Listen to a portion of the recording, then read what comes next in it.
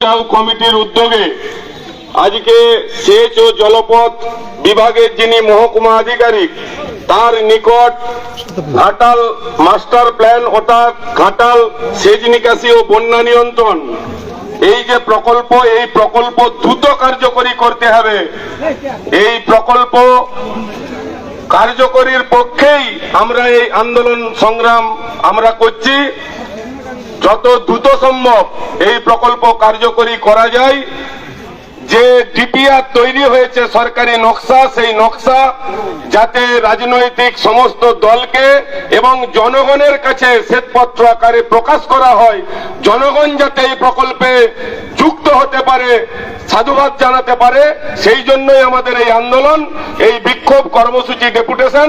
আমরা এখানেই এই বিক্ষোভ ডেপুটেশন কর্মসূচি সমাপ্তি ঘোষণা করছি।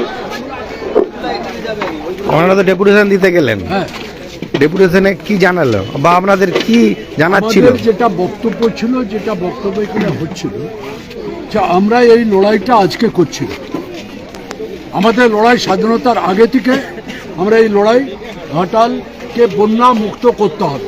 মাস্টার প্ল্যান তো পড়ে এসেছে। ওইতে আপনাদের বক্তব্যের সময় শুনলেন যে নিকুঞ্জ বিহারী চৌধুরী এখানকার ফার্স্ট পার্লামেন্টের ইলেকশনে তিনি জয়ী হয়েছিলেন, বামপন্থী এমপি নিকুঞ্জ বিহারী অধ্যাপক নিকুঞ্জ বিহারী চৌধুরী।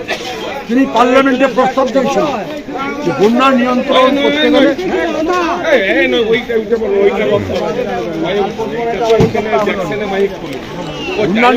করতে গেলে এই ব্যবস্থা করতে হবে। মানসিং কমিশনের উনি বলেছিলেন তিনি, তার ফলেই মানসিং কমিশনটা বলেছিল। 1978 সালে বিধ্বংসী বন্যা ওটা আমাদের পশ্চিমবাংলায়, যখন আমাদের বামফ্রন্ট সরকার এসেছে তারা সেখানে একটা টিম করে ঘাটাল মাস্টার প্ল্যানটা তৈরি করে এবং তার শিলান্যাস পর্যন্ত হয়।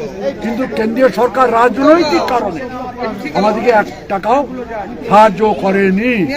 একটার পর একটা বন্যা হয়েছে, হাজার হাজার কোটি টাকা ক্ষয়ক্ষতি হয়ে গেছে। এখন পর্যন্ত দেখা যাবে 1,00,000 কোটি টাকা বন্যাতে চলে গেছে। অতটাই মাস্টার প্ল্যানটা করতে 4,000 কোটি টাকা খুব জোর লাগছে। সরকারের ঘুম ভাঙানো যায়নি, কোনো সরকারের ঘুম ভাঙানো যায়নি। আবার 2010 সালে আমাদের বামফ্রন্ট সরকার সর্বদলীয় যে টিম গিয়েছিল দিল্লিতে, তারই ভিত্তিতে ওয়াপকস যে ইঞ্জিনিয়ারিং সেল তাদেরকে একটা ডিপিআর বানানো হয়। সেটা অনুমোদনের জন্য যায়, তারা কিছু অবজারভেশন চায়, আমাদের কয়েকটা অবজারভেশন। সরকারটা চলে যায়, বামফ্রন্ট সরকারটা চলে যাওয়ার পর এই বর্তমান যে তৃণমূল সরকার তারা একটা উত্তর দেয়। সেই ডিপিআরে আমার কাছে আছে, তাতে চন্দ্রশেখর খাল কাটার কথা ছিল, তাতে ছিল না, ওরা এখানে যুক্ত করেছে। তাতে ছিল 13টা ব্লক, এখন দেখতে পাচ্ছি 2টো ফুল ব্লক কাজ হবে। একটা দাসপুর 1, দাসপুর 2 আর তাগলি হবে 6টা। এটা এখন যে নতুন প্রকল্প তাগলি হবে 6টা। মোট খরচা হবে 1740 কোটি টাকা। এখন তার মধ্যে নাকি 400 কোটি টাকা তারা খরচা করে ফেলেছে অলরেডি। জানি না পলাশপাই কি খাল কাটায় যে নাকি হুড় করে পড়ে গেছে, শুনতে পাচ্ছি। মানুষের ক্ষয়ক্ষতি হচ্ছে, মানুষের কান্নার শেষ নেই। সেখানে অবৈজ্ঞানিক, বিজ্ঞান ভিত্তিক হয়নি।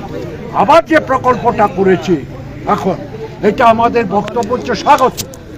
ঘাটাল মাস্টার চাই, কিন্তু জনগণকে অন্ধকারে রেখে কখনোই এই প্রকল্প করা যেতে পারে না।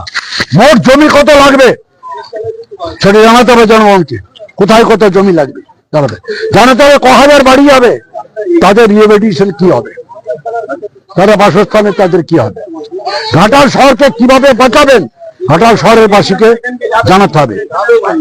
6টা পৌরসভা ছিল, তুলে দিয়েছেন। এর মধ্যে 2টো পৌরসভা, ঘাটাল আর পাঁশকুড়া, এই 2টোর মধ্যে সেখানে আপনারা কাজ করবেন। তমলুক ছিল না, তমলুককে যুক্ত করেছেন, আমরা দেখতে পাচ্ছি। কেশপুরের মধ্যে জলটা আসছে, কেশপুরের নামগন্ধ নেই, দেখতে পাইনি। চন্দ্রকোনা ক্ষীরপাই তার প্রকল্পের মধ্যে সেভাবে পাচ্ছি না। বলেছে শিলাপতি কেটাতে ড্রেনেজ করব, ড্রেজিং করব, আর একটা রেগুলেটর বসাবো। হ্যাঁ, আর আমরা যে প্রস্তাব দিয়েছিলাম আগে, মানে আমাদের বাস্তব অভিজ্ঞতা থেকে সেসব মিলছে না। সেজন্যই আমরা বলেছি জনগণের সামনে পুরো ডিপিআরটা কাগজে দিয়ে দিন, কাগজে, তো জনগণের জন্য হবে। আপনি দেবেন না কেন? সমস্ত পলিটিক্যাল পার্টিকে ডাকতে হবে, ডেকে তাদের সামনে দিয়ে দিতে হবে, এইটা করতে চাই। এটাই হচ্ছে আমাদের দাবি ছিল।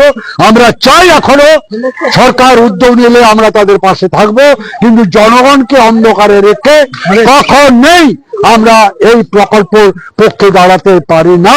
আমরা চাই হোক, আমরা চাই হোক, আমরা চাই হোক, এটা হোক, এটাই হচ্ছে আমাদের বক্তব্য। হ্যাঁ বলুন।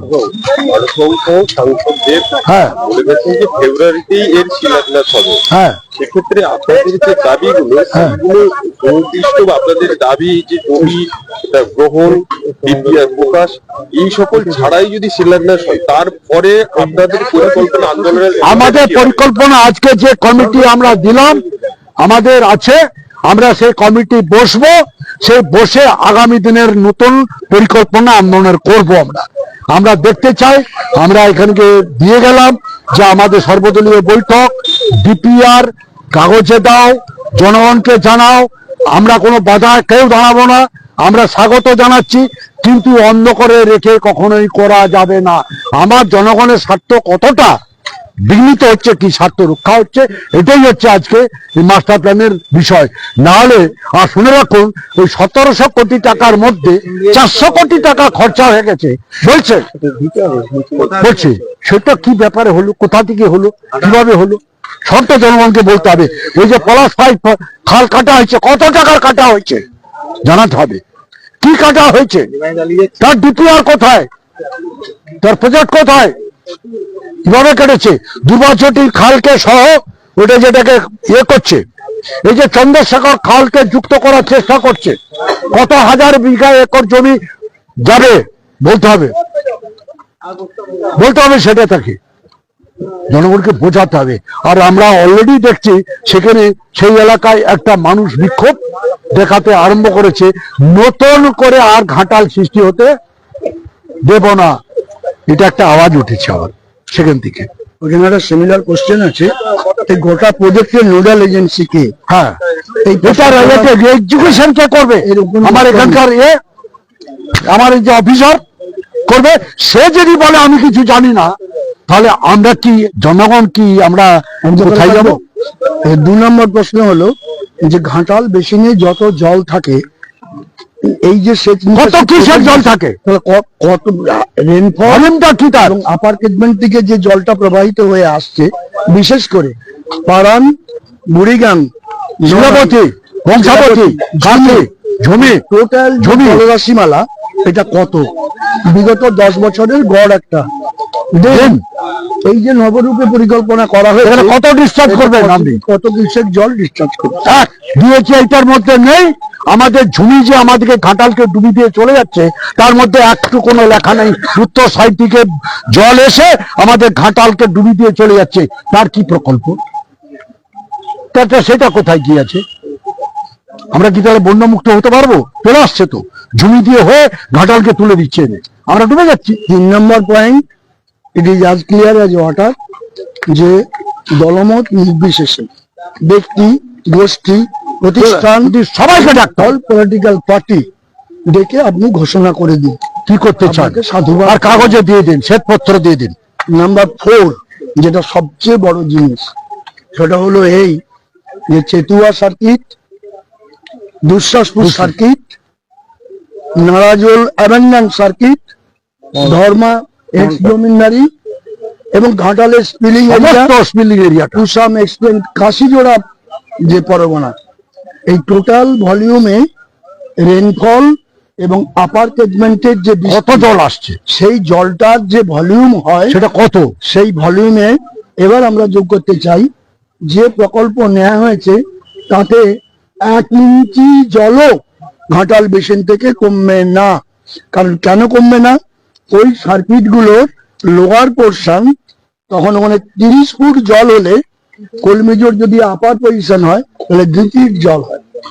তাহলে রিলিফটা হচ্ছে একেবারে এরকম ঢাল, এই ঢালের জলকে এক্সকাভেট করবে ওই স্লুইস দিয়ে, এটা কখনোই পারে না, সম্ভব না, বাস্তবে সম্ভব। আমরা বলেছি যে এক্ষুনি ইন্টারভিউ করতে হবে যাতে, কারণ সেটা উঁচু হয়ে থাকবে আর এখানটা কষ্ট করে দেবো, এটা হলো জল বেরোবে। এর প্রথম যে বাঁধা, সে বাঁধা আনিকোট থেকে যে মূল কংসাবতী প্রবাহিত হয়ে আসছে, কাপাস ডিগ্রির কাছে নদীটা দুটো ভাগ হয়ে যাচ্ছে। রেগুলেটর বসা যারা 6 নম্বর ন্যাশনাল হাইওয়ে পাঁশকুড়ায় ব্রিজ বেরোন, ওইটা হলো নিউ কাঁসাই, আর এটা হলো ওল্ড কাঁসাই। এই ওল্ড কাঁসাই জলের চাপ যদি কমাতে হয়, আর নিউ কাঁসাই দিয়ে আরো প্রবাহিত করতে হবে, জলের ভাগ করতে হবে। ভাগ করার পর তারপরও রেগুলেটর বসাতে হবে। ঘাটালকে যদি বাঁচাতে হয়, তাহলে মিনিমাম কংসাবতী, ওল্ড কংসাবতীর উপত্যকাকে মিনিমাম 500 মিটার ভ্যালি করতে হবে, তবে এই বন্যা রোধ হবে, ঘাটালের জল কমে। বুঝতে পারেন আপনারা। আরেকটা কথা আমরা বলছি, উপরে কি করে বন্যাটাকে কন্ট্রোল রেগুলেটর দিয়ে করা যায়, কন্ট্রোল করা যায়, সেটা আপনারা ভাবুন।